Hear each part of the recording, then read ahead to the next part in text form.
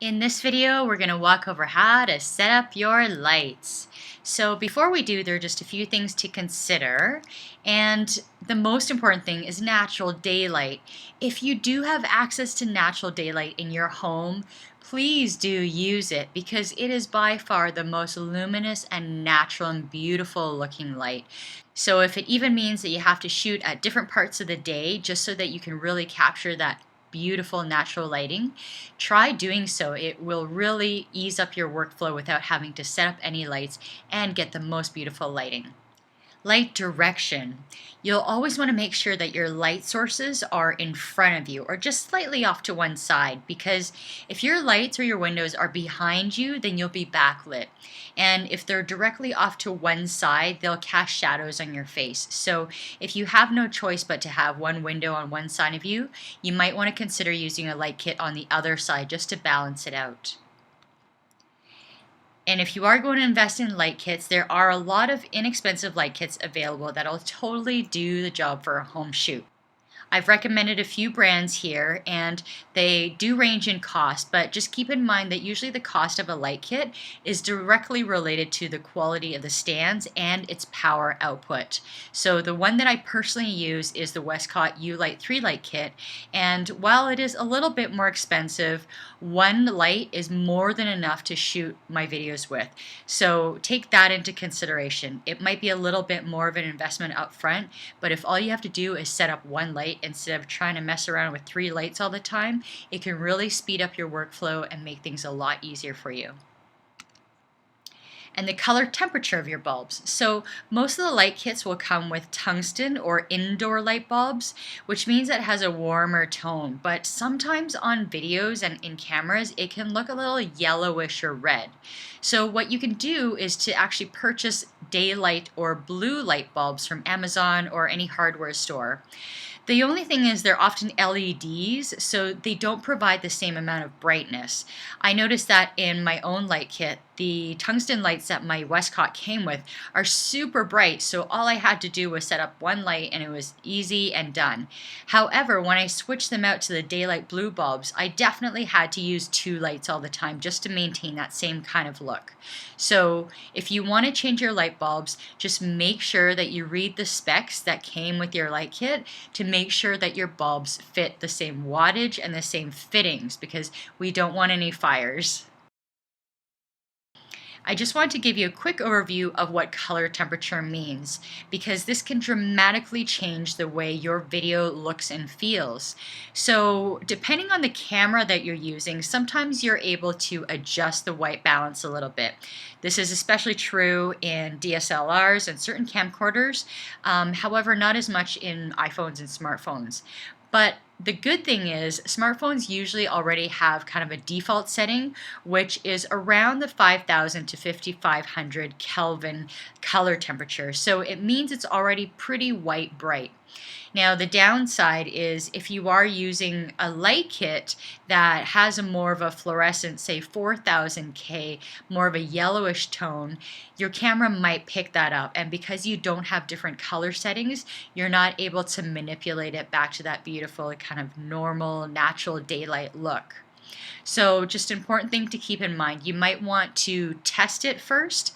What you can do if you do have tungsten light bulbs is the brighter you can get your videos, the more it's going to look a little bit more white. So you don't want to overdo it by staging too many lights there. But if you do use 2 light kits, it will tend to bring out more of that white look. However, if you just set up one light kit, then you are kind of set with that color temperature of the bulbs that you have. So we'll just go over how to set up your lights using that original configuration that we had in the living room. If you are sitting on the couch and your camera is directly across from you, generally you'll want to set up your lights like so. Now, I like to actually place them as close as possible in front of me without the edges of the light kit actually showing on camera. So if you say, for example, those 2 lines are the edge frames of where my camera sees, I'm going to move those lights as close as possible to the edges without it actually showing up. Same in the other scenario. I'm just going to place the lights about here and here, making sure that they're just outside the field of view of my camera. The reason why I don't want them too much off to the sides is because then they're going to kind of cast a sideways shadow on my face, and I'm going to spend a lot more time fidgeting and playing around with the two lights, trying to balance it out so that it cancels out the shadows of one another. Instead, it's much easier just to place it in front of you. Now, depending on how strong your bulbs are, that's going to determine how far away the lights are from you. And I'll show you some examples to explain this. So here's a popular vlogger, Candy Johnson, and she's showing us what her light setup is. And it is by far way more overblown than most of us will ever need to have them. But she is a makeup artist, so she's showing a lot of demos and really detailed work on camera. So what she does is she has her light 1 here, her light 2 here, and what often most people use as their backlight, she actually uses it in the front as her third light and shines it up towards the ceiling. Now, because she is going to be showing very detailed work on her face, she also has this ring light, and you can see that the camera is directly through it. Now, I know a lot of people do use ring lights, but it's not a substitute for your normal lighting. Ring lights are specifically meant to light your face, so it has to be kind of right in front of your face and fairly close to it, and it does cast a slightly different light than a normal light kit would.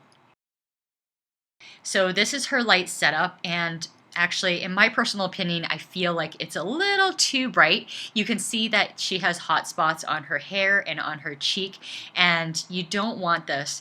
Now, the good thing is that you can see that it's all very evenly lit throughout her entire video. She doesn't have any shadows on her face, which is probably her main priority for her makeup tutorial videos.